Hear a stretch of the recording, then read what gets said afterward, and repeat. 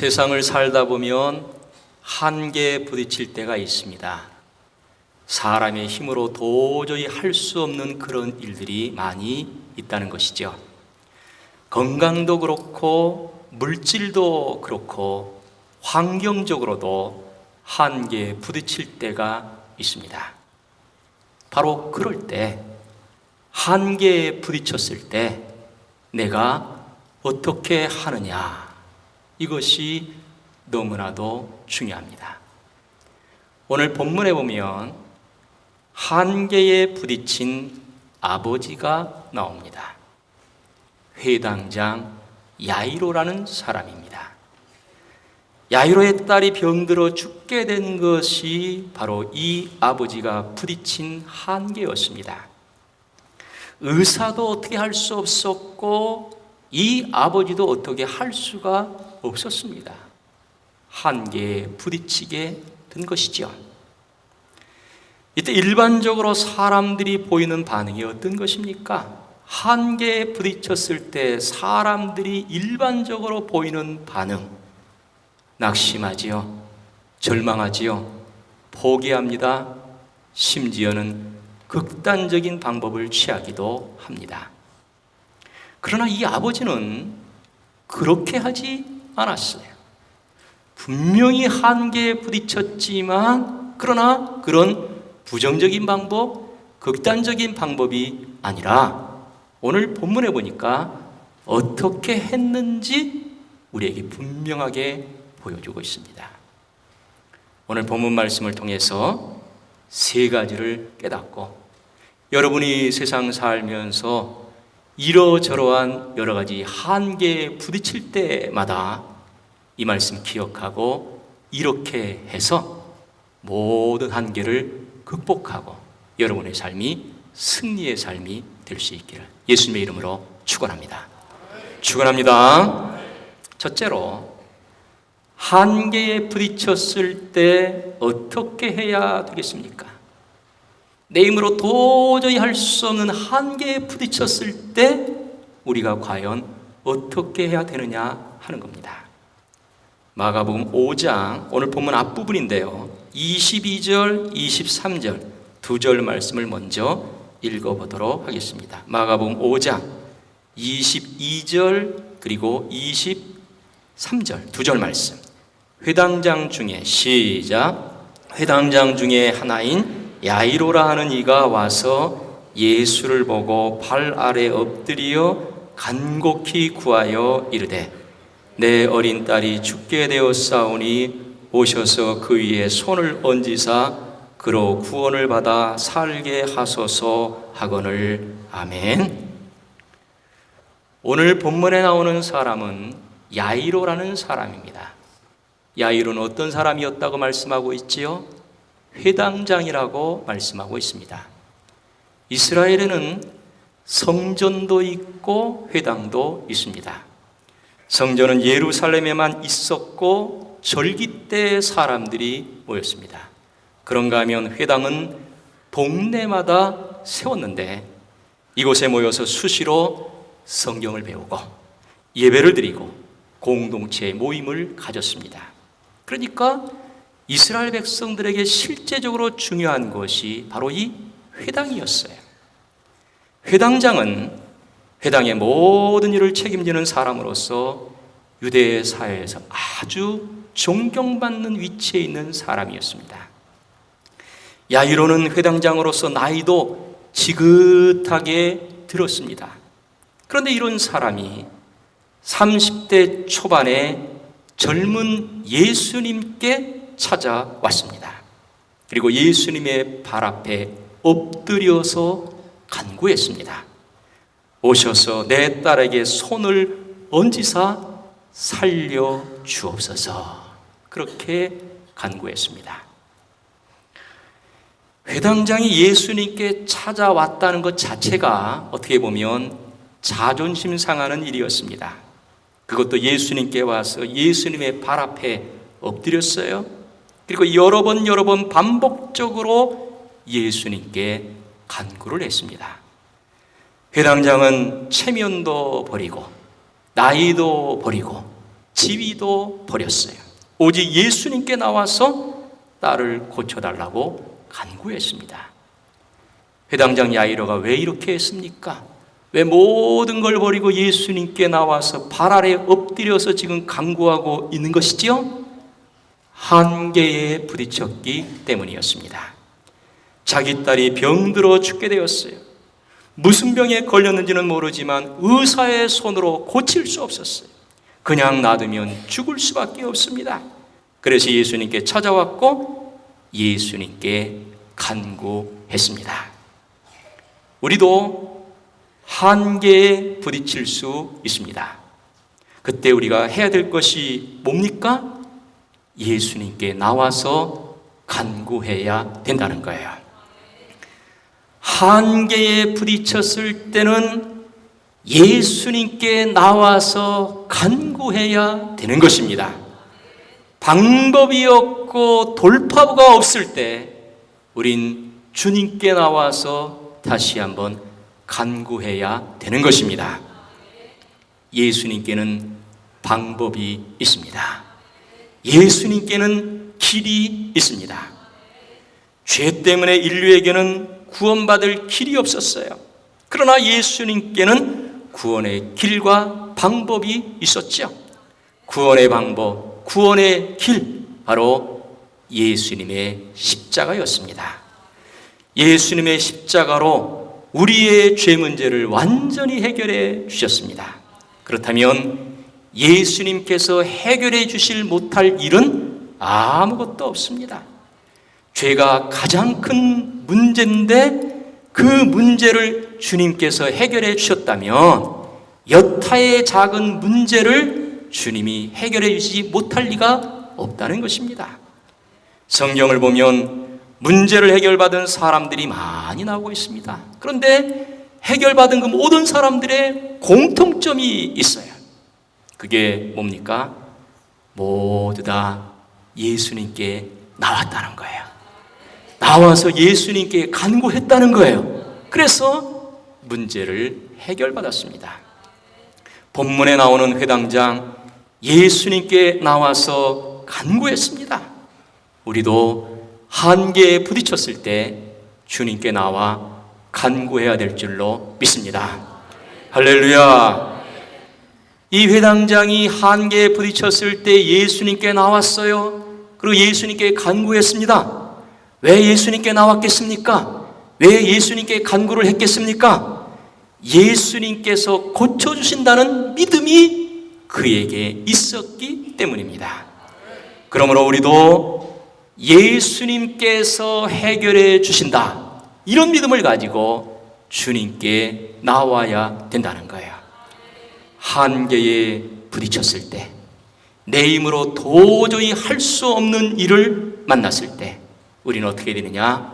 먼저 마음에 예수님께서 해결해 주실 수 있다, 이런 믿음을 가지고 예수님께 나와서 간구해야 된다는 거예요.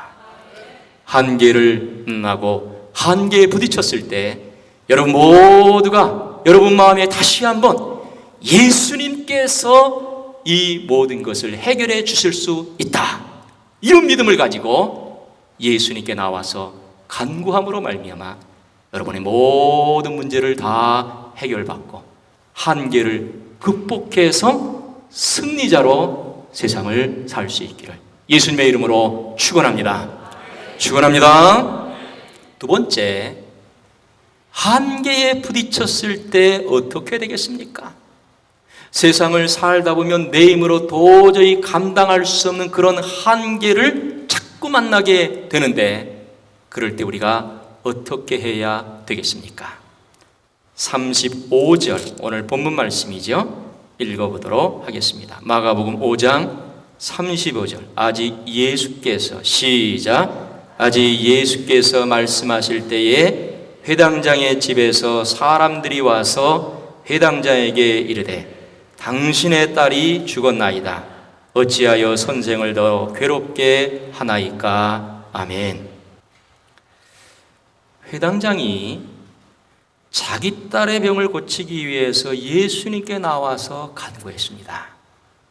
예수님께서 이 회당장의 간구를 들으셔서 이제 야이로의 집으로 출발을 했습니다. 그런데 가다가 중간에 지체할 수밖에 없는 사건이 생겼습니다. 그 사건이 어떤 거였어요? 회당장 야이로의 집을 가다가 12년 동안 혈루증으로 고생하던 여인이 예수님의 옷자락을 만진 사건입니다. 이 사건으로 인해서 혈루증 걸린 여인은 고침을 받았어요. 그런데 불행하게도 이렇게 시간을 지체하는 중에 그만 야이로의 딸이 죽었다는 소식이 그에게 들려왔습니다. 딸의 병을 고치기 위해서 예수님을 지금 모시고 가는 도중에 있지요. 그런데 지체하다가 그만 딸이 죽고 말았습니다. 이 아버지가 얼마나 아쉽겠습니까?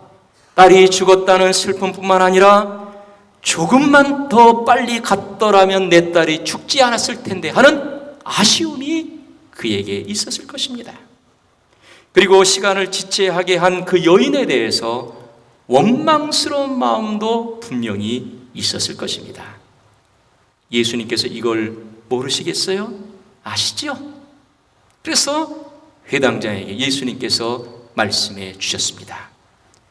두려워 말고 믿기만 하라 그랬습니다. 한번 따라해 볼까요? 두려워 말고 믿기만 하라. 믿기만 하라는 것은 한계에 부딪혔을 때 우리에게 필요한 것이 뭐냐? 바로 믿음이다. 이걸 강조해 주고 있습니다. 회당장이 지금 이 상황에서 울고불고 해도 상황을 바꿀 수는 없어요. 이미 딸은 죽었습니다. 이제는 모든 것이 주님께만 달려 있습니다. 인간은 더 이상 어떻게 할 수가 없고 생명은 오직 하나님께 있습니다. 하나님의 결정에 따라야 되는 것이죠. 그러므로 이때 필요한 것이 뭐냐? 바로 믿음이라는 거예요. 특별히 여기서는 두려워하지 말고 믿기만 하라고 했습니다. 딸이 죽었다는 것 때문에 실망하거나 포기하지 말아라. 오히려 계속해서 믿음을 가져라. 딸이 죽었다고 해서 믿음 버리고 믿음 포기하지 말고 계속해서 믿음을 가지고 믿음을 굳게 붙잡아라. 바로 그런 뜻입니다. 딸이 죽었기에 상황은 포기고 상황은 두려워할 수밖에 없습니다. 그런데 믿음은 이런 두려움을 사라지게 하고 믿음은 죽은 딸을 포기하지 않게 한다는 겁니다. 그러므로 한계에 부딪혔을 때 우리가 어떻게 해야 되겠어요? 흔들리지 말고 계속해서 믿음을 가져야 되는 것입니다. 한계에 부딪혔을 때 우리가 꼭 해야 될 것이 뭐냐? 한계에 부딪혔다고 해서 우리가 가진 믿음을 버리거나 포기하거나 우리의 믿음이 흔들리면 안 되고 오히려 계속해서 믿음을 가져야 되고 오히려 더 굳센 믿음, 오히려 더 강한 믿음을 간직해야 되는 것입니다. 한계에 부딪히면 우리의 믿음이 흔들릴 수밖에 없습니다. 그러나 그런 때라도 믿음을 버리거나 포기하지 말고 우리는 계속해서 믿음을 가져야 되는 것입니다. 믿습니까? 아브라함이 아들 주겠다고 한 하나님의 약속을 믿었습니다. 그러나 하나님께서 아들은 주시지 않고 아브라함의 나이는 점점 먹어가고 있습니다. 그런데 그런 때도 이 아브라함은 믿음이 약해지지 않았다. 성경은 그렇게 말씀하고 있습니다. 로마서 4장 19절에서 21절까지의 말씀을 보면 그가 백세나 되어 자기 몸이 죽은 것 같고 사라의 태가 죽은 것 같음을 알고도 믿음이 약하여지지 아니하고 믿음이 없어 하나님의 약속을 의심하지 않고 믿음으로 견고하여져서 하나님께 영광을 돌리며 약속하신 그것을 또한 능히 이루실 줄을 확신하였으니 그랬습니다. 믿음이 약해지지도 않았고 의심하지도 않았다 그랬어요. 한계에 부딪히면 믿음이 약해질 수밖에 없지요. 한계에 부딪히면 하나님의 약속에 대해서 우리는 의심할 수밖에 없습니다. 그러나 그런 때라도 계속해서 믿음을 가져야 된다. 믿음이 약해지면 안 되고 믿음을 강하게 해야 되고 믿음을 견고하게 해야 된다. 우리에게 말씀해 주고 있습니다. 할렐루야. 여러분, 기도하고 간구했는데 응답이 없을 수 있어요. 기도하고 간구했는데 오히려 상황이 더 악화가 될 수 있습니다. 회당장은 예수님께 나와서 간구했지만 딸이 죽음으로 말미암아 상황은 더 심각해졌습니다. 이럴 때 가져야 될 것이 뭐냐? 더 굳센 믿음이라는 거예요. 이럴 때 가져야 될 것이 뭐냐? 더 강한 믿음이라는 것이죠. 믿음을 포기하지 말고 더 큰 믿음을 가져야 되는 것입니다. 할렐루야. 끝까지 믿음을 가짐으로 말미암아 모든 한계 상황에서 하나님의 역사를 체험하는 여러분 될 수 있기를 예수님의 이름으로 축원합니다. 마지막으로 한계에 부딪혔을 때 어떻게 되겠습니까? 이제 내 힘으로 할 수 없습니다. 사람의 힘으로는 이제 포기입니다. 한계에 도달했어요. 한계에 부딪혔어요. 어떻게 해야 되겠습니까? 39절부터 41절까지의 말씀을 마지막으로 읽어보도록 하겠습니다. 마가복음 5장 39절에서 41절까지의 말씀, 우리 한 목소리로 들어가서 시작. 들어가서 그들에게 이르시되 너희가 어찌하여 떠들며 우느냐? 이 아이가 죽은 것이 아니라 잔다 하시니 그들이 비웃더라. 예수께서 그들을 다 내보내신 후에 아이의 부모와 또 자기와 함께한 자들을 데리시고 아이 있는 곳에 들어가사 그 아이의 손을 잡고 이르시되 달리다고 마시니 번역하면 곧 내가 내게 말하노니 소녀야 일어나라 하심이라. 아멘. 아멘. 회당장의 딸이 죽었다는 절망적인 소식을 이 야이로의 집에 가다가 듣게 됐습니다. 그러나 예수님은 중단하지 않고 회당장 야이로의 집으로 갔습니다. 회당장 집에서 들리는 소리는 바로 통곡소리였습니다. 유대인들은 사람이 죽으면 통곡하는 사람을 고용해서 울게 했습니다. 고용된 사람들의 통곡소리, 가족들의 통곡소리, 그리고 피리 부는 자들의 피리 소리가 들렸습니다. 다 어떤 소리죠? 절망의 소리, 죽음의 소리, 한계의 소리입니다. 그런데 회당장 집으로 들어가신 예수님께서는 어떤 말씀을 하셨지요? 이 아이가 죽은 것이 아니라 잔다. 이런 말씀을 하셨어요. 분명히 죽었는데 예수님께서는 뭐라고 말씀하시느냐? 죽은 것이 아니라 잔다. 이렇게 말씀해 주셨어요. 이 말을 들은 사람들이 어떤 반응을 보였지요? 비웃었다고 성경은 말씀하고 있습니다. 죽은 아이를 잔다고 하니까 모두 다 기가 막혀서 비웃었다는 것이지요. 여러분 같으면 어떻게 하겠습니까? 이 사람들처럼 비웃었을까요? 아니면 예수님의 말씀을 듣고 그 말씀을 그대로 믿을 수 있었겠습니까? 이 집에서 울던 사람들은 다 예수님의 말씀을 듣고 비웃었습니다. 이게 일반적인 반응이죠. 이것이 합리적인 사람들, 지식 있는 사람들, 그리고 대부분 사람들의 반응입니다. 그러나 믿음이 있는 사람은 어떻게 해야 되겠습니까? 정말 믿음이 있다. 믿음 있는 사람은 어떤 반응을 보여야 되느냐 하는 거예요. 어떤 반응을 보여야 되지요? 말씀을 믿고 하나님의 역사를 기다려야 되는 겁니다. 비록 죽었더라도 예수님께서 잔다고 하시면 자는 줄로 온전히 믿는 사람, 이 사람이 믿음이 있는 사람이에요. 우리는 상황만 보고 한계만 보고 죽었다고 생각합니다. 현실이나 합리적인 생각이나 인간의 방법이 믿음보다 앞서면 안 됩니다. 우리는 항상 믿음이 먼저가 돼야 되고 믿음이 우선이 돼야 됩니다. 그러므로 한계에 부딪혔을 때 어떻게 해야 되겠어요?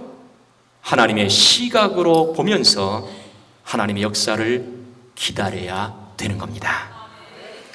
하나님의 시각으로 보면서 하나님의 역사를 기다릴 때에 비로소 하나님의 역사가 나타남으로 말미암아 그 한계를 극복할 수 있는 것입니다. 인간의 시각으로 보면 결국 절망이고 포기지요. 인간의 시각으로 보면 이 아이는 죽은 겁니다. 그러나 하나님의 시각으로 보니까 이 아이는 죽은 것이 아니라 자고 있는 거예요. 하나님의 시각으로 볼 때 거기에 기적이 나타나고 거기에 하나님의 역사가 나타나게 될 줄로 믿습니다.